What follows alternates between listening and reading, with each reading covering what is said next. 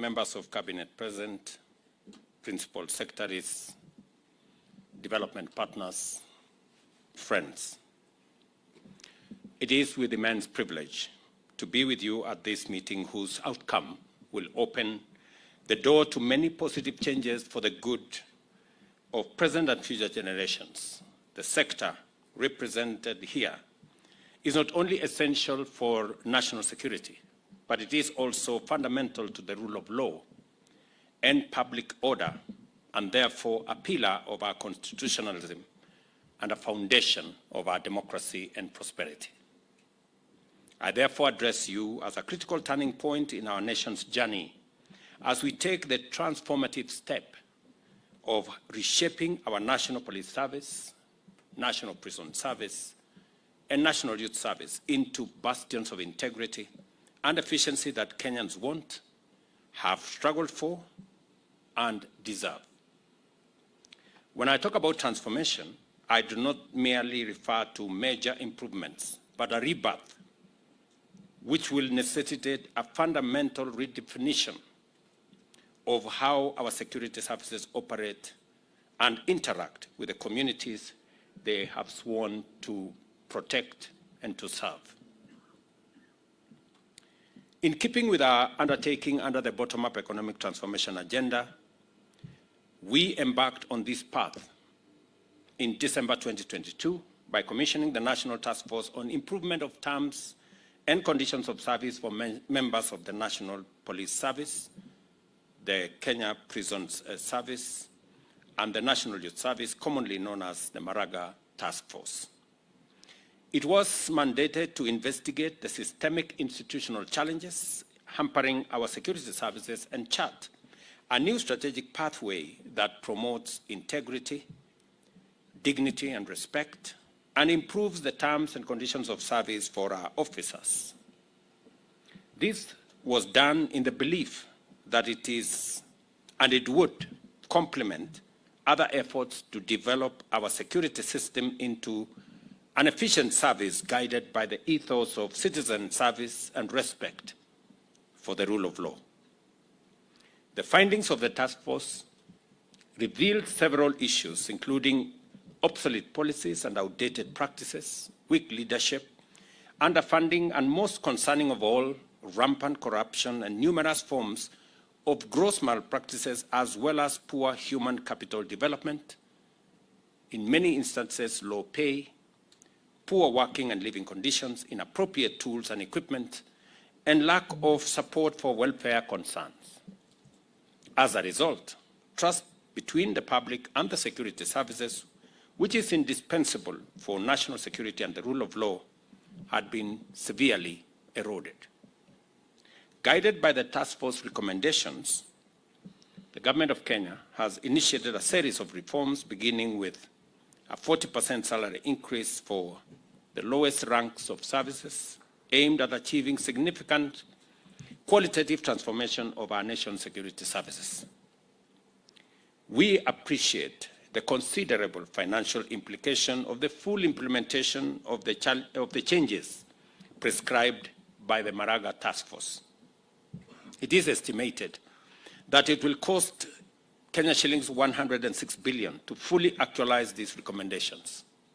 Of this, 22 billion will finance improvement in compensation package for officers, while 37 billion will go to the upgrading of hardware, as well as welfare reforms, and 45 billion is required to implement modernization of the services. To ensure that our commitment to overhaul these crucial institutions is accompanied with the necessary resources, the required funds will largely be provided for from the Exchequer and from various other partners whom we will engage. Without doubt, the recommended reforms will also require comprehensive institutional changes, beginning with legislation and, in many instances, some policy changes. Consequently, we are undertaking sweeping reforms of existing laws and introducing new ones that will form the backbone of a revamped national security framework. The National Police Service Act, the the National Police Service Commission Act, and several other foundational laws will be revised to align with contemporary needs and standards. And so will the legislation that will include the Kenya Correctional Services Bill and the National Forensic Science Laboratory Services Bill, which will also provide the necessary legal structures to support the changes that have been proposed. And we will be implementing this to modernize the security services and propel them to the highest standards of policing and best practice. To provide for seamless, expeditious, and effective progress in the task at hand, I make the following directives. First, the institutional arrangements necessary for the implementation of reforms shall be facilitated by respective ministries, departments, and agencies. Any changes and any challenges encountered during the implementation phase shall be addressed and resolved without delay through the established mechanism, and the gazettement of this particular implementation committee will provide the necessary nexus between all the agencies to make sure that issues that stand out are resolved. Any challenges encountered in any manner shall be forwarded to this committee. Further, I direct that development of policies and legislative reforms must be inclusive and must be participatory. The provision for public participation in our Constitution is no longer a sterile provision. It is a live provision that demands that the public be involved in how they want to see the services, whether it's police service or the national service or the correctional service in the next form.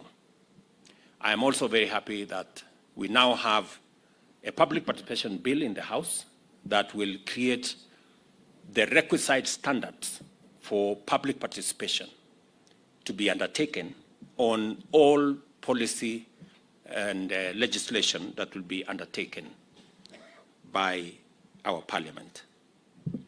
It is also essential that the National Police Service, Kenya Prison Service, and National Youth Service complete the development of their respective modernization strategies and plans within the next 3 months. I know there was a suggestion that this be undertaken over the next 6 months. I think 3 months is sufficient so that we can begin to figure out how what was recommended by the Maraga Task Force can be brought into being. Accordingly, the National Treasury will make adequate provision for funding to implement these interventions.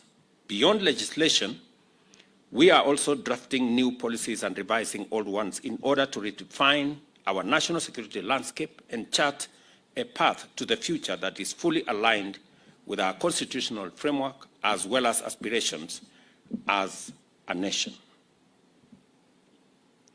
The public order management policy, community policing policy, and the National Correctional Service policy will not merely be the guide for our officers, but will be the strategies aimed at ushering in a new era of community engagement and community cooperation. These policies are designed to forge a strong partnership between our security services and the community by building trust and enhancing cooperation between the public and law enforcement officers and agencies. As we move forward with these reforms, I urge each one of you to fully come on board and join in mobilizing the people of Kenya to take part in this transformative journey. And in my opinion, already we have undertaken some of the recommendations that were made by the Maraga Task Force, and they will largely be in 3 different categories as the committee undertakes this implementation responsibility. Institutional reform. We are looking at a police service a national youth service, a prison service that is fit for purpose to deal with the challenges and to live up to the expectations of the people of Kenya in the 21st century. And therefore, the institutional reforms that have been recommended by the Maraga Task Force are a major cornerstone and pillar of the future of the three services and how the security service architecture will be built, focusing into a much more people-centered security service that is in line with our expectations and the constitutional parameters of respecting human rights and making sure that we safeguard the rule of law as a mechanism of underwriting our democracy and constitutionalism. So institutional reform is going to be a very big portion, and recommendations on policy, recommendations on legislation that needs to be amended is critical to the delivery of this recommendation of the Maraga Task Force. The other focus must be on the human capital development and responding to the needs, the requirements, the capabilities, and the general terms of service of the men and women who are charged with this sector. It will go all the way to what we are discussing about the salaries, allowances, housing, transport, and many of the other aspects that are necessary for making sure that we get the best output out of the men and women who serve in this sector. We have started the journey with the first installment of salary reviews. We will be looking at the other allowances that come with it. And we will also be looking at career progression so that there is a career progression pathway that has always been a challenge. You know, an officer, we were given the example of an officer that is hired, and for 20 years, they are stuck in the same job group. That going forward is not going to be the case.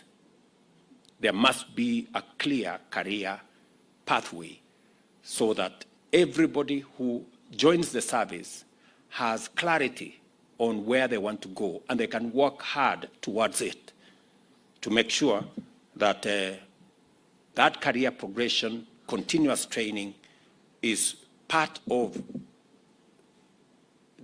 the available pathways for the people joining either the prison service or the National Youth Service or our police service. And the third aspect is going to be the space around equipment, around making sure that we have the requisite tools for the delivery of the job and the mandate for which the services have been assigned. And this will include capabilities around transportation, capabilities around communication, capabilities that will speak to digitization of the services that we are engaged in. And my very clear instructions is, as we digitize government services, we must onboard the digitization of police services, National Youth Service, and also our prison service. The legendary OB must be in digital form so that it is known if a Kenyan has been booked for whatever reason, it must be documented in a manner that cannot be tampered with. And I know there has been a process of digitizing our OB and the whole front, the citizen-facing front of our National Police Service. That is an exercise that I would want to see completed in the shortest time possible so that we can have much more predictability. I would also want to see the payment of fines digitized, instant fines, and all the other things that occur around payments. We must stop the culture of dealing in cash. We've moved away, and shortly we will have a cashless government that does not engage in the business of cash. I know there is a lot of resistance in some quarters, but we will make sure that this whole space we've leveraged on technology to make sure that we can drive the reform and efficiency in this sector to ensure that we have better outcomes in the management of our security. I'm very happy that we are already making progress in all the three fronts. On the reform front, we have legislation that is already in the House. We have legislation that has already been proposed. I want to encourage the implementation team to expedite the formulation of the different policy that have already been worked on, to complete and brush some of the legislation that has been proposed so that we can engage Parliament in the shortest time possible. On matters equipment, we already have rolled out the modernization of our police service. The first phase, we already have equipment that have been purchased for use by our policemen and women, especially in the difficult areas that we have. And that process is ongoing. I committed that we're going to have a 20 billion shilling program to modernize our police. And now we're going to include the other two services as well, the prisons and the NYS, so that we give them the necessary tools for them to discharge their responsibility. I'm very happy that we have started this process. The first deliveries have already been received. And I just want to commit that we are committed to making sure that that process gets to its logical conclusion. Let me also say that we have concluded the procurement of the first 1,000 e-vehicles that will be used by our police and members of the National Government Administration. It is part of our response to making sure that even as we transport or improve the mobility of our men and women, we are also responding to matters climate change and making sure that we are aligned with the requirements of e-mobility. Let me also say that along the same area of making sure that we are equipping these services, already there are houses that are complete. In fact, I was being asked to go and open some for our policemen and our prison service and our National Youth Service. And the Ministry of Housing tell me that in our institutional housing program that we are undertaking under our housing agenda, 32,000 houses are being built for our security services, from the military to the NYS to the National Police Service and to the prison service. And I want to ask the PSS responsible here to make sure that they are in tandem and in line and in collaboration with the Ministry of Housing so that we can provide decent housing for our security men and women. We are aware that in some cases, some of our prison officers live in houses that are not so different from the prison itself. Because if an officer is living in a madhouse, you know, the difference between a madhouse and a prison is very small. And that cannot be the case. And that is the reason why we extended our housing program to include institutional houses for our military, for our police, for our NYS, and for our prisons. And I want to ask the three services to provide the land, and we are going to work with you. Already, our focus is to build 32,000 units for our security sector. We know that that is not adequate, but it is the first step as we modernize our housing program for our security agencies. And therefore, we want to match our word with what we are doing, so that this sector that provides and underwrites our collective security and stability as a nation is better resourced to be able to discharge their mandate. Let me also say that as we move forward with these reforms, I want to urge each one of you to be fully on board and to join in mobilizing the people of Kenya to take part in this transformative journey. The success of these initiatives does not just depend on the actions of the government, but also on active participation and strong support from every segment of our society, from policy and strategic leadership to local community leaders, and from our brave men and women in uniform to the citizens that they serve. Out of the realization that everyone has a role to play, we shall employ an all-of-society approach to the implementation of this strategic framework.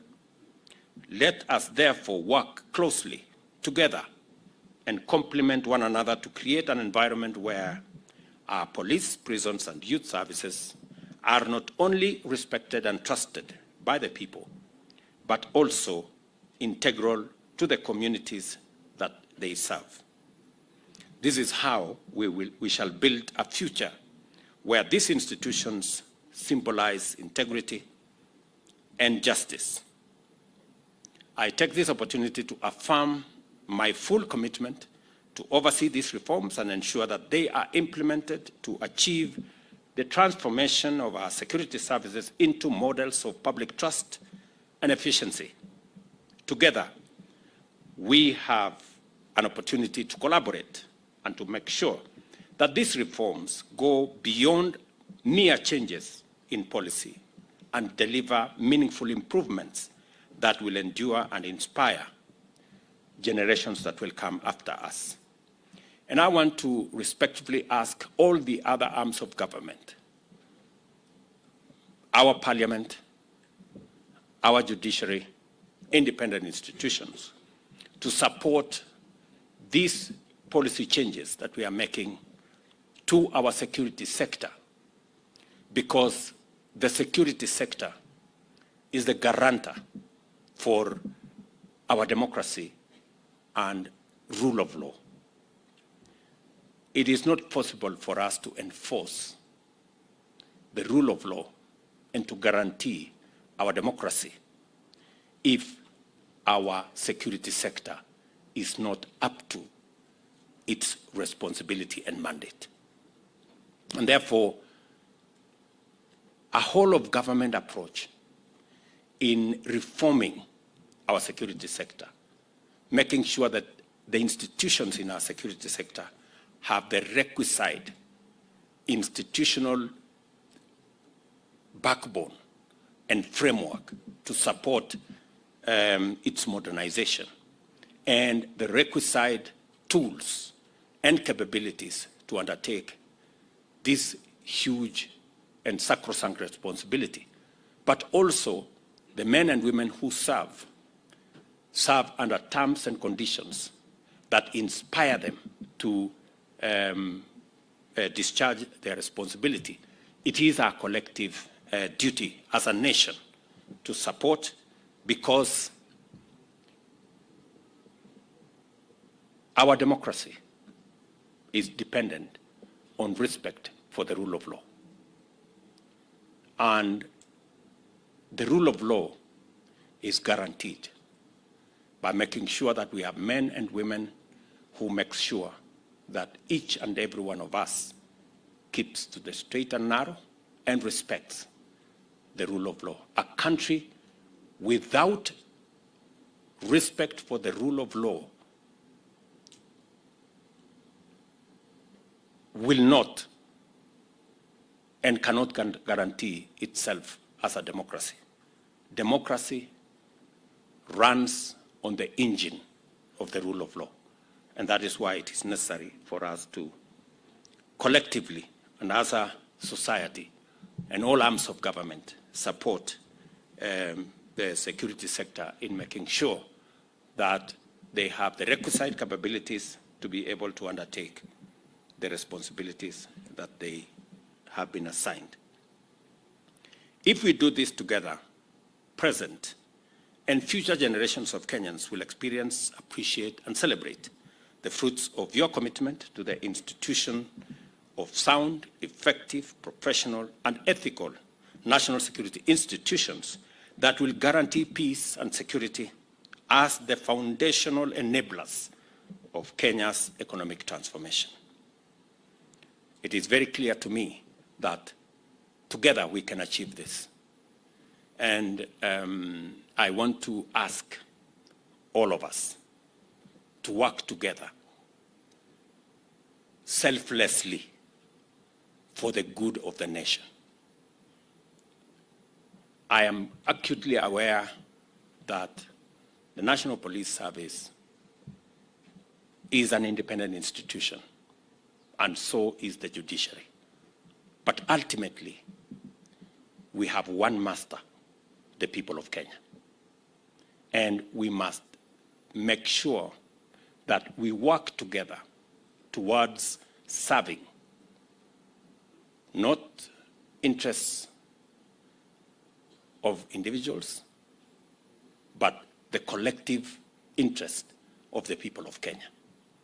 And therefore, I want to ask for more collaboration, more working together, that the independence that we respect and enjoy must also look at how together, interdependently, can work towards achieving the greater interest and the greater good of the people of Kenya.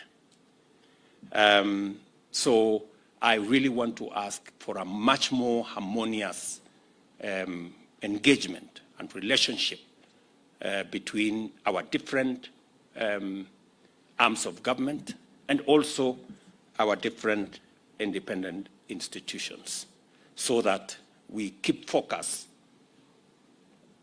not on what is good for one sector, but what is good for the greater good of the people of Kenya. Because that way we will be serving the interest of the Kenyan people. We must, by all means, defend our democracy and the rule of law. We must ensure that we also defend our independent institutions. But we must also ensure that we work together towards the common good of the people of Kenya. And that requires leadership that appreciates that our independence is for purposes of making sure that we serve the people of Kenya. It is not independence for any other purpose. It is for making sure that we draw the lines for us to operationally work towards working for the people of Kenya. And I want to ask for greater understanding, greater accommodation, greater intergovernmental and interagency collaboration for us to achieve what is good for the people of Kenya without necessarily disagreements that can jeopardize the greater good of the people of Kenya.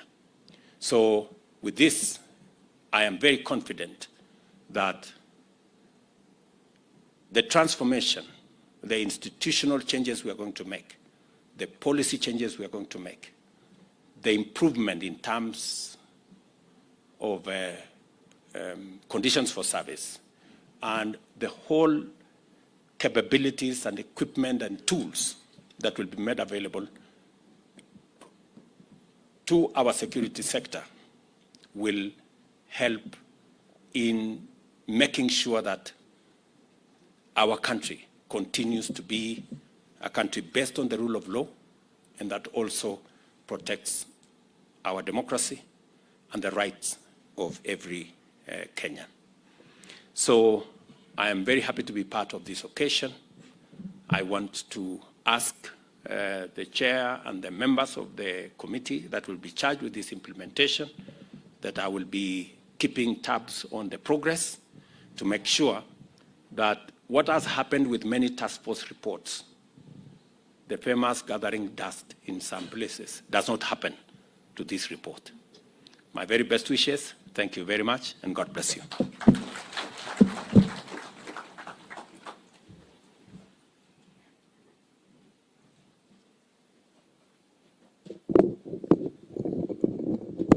Thank you, Your Excellency. And with your permission, Your Excellency, one more item. We are honored to have you launch the strategic document, which will then be distributed. So if I may kindly request the following to join His Excellency and flank him as he will be pressing the buzzer to have the launch. The CS Interior, the CS Public Service, Acting IG, DIG Kenya, Commissioner General, Kenya Police Service, and Commandant General, National Youth Service, to flank His Excellency as the rest of us. Kindly let's sit down. We may take our seats, please. And at the count of 3, Your Excellency, you'll press the buzzer as we launch. In 3, 2, 1. Tupige makofi tafadhali. And while still on the platform, Your Excellency, I'll request that for a photo. Give me a cordless.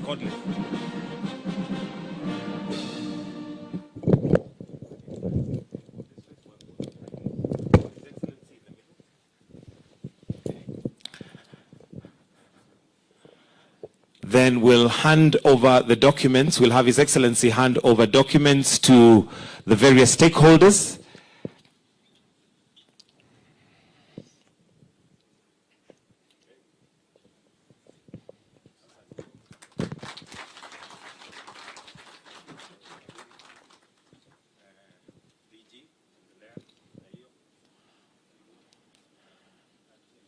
And if we can also just have one photo as they are holding the documents. His Excellency will hold the green one. Okay.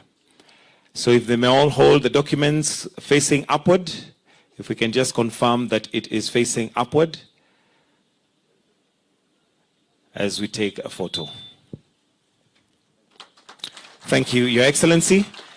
We'll now request that His Excellency may remain on stage as we are going to be finishing with the national anthem. So let us all kindly stand up as we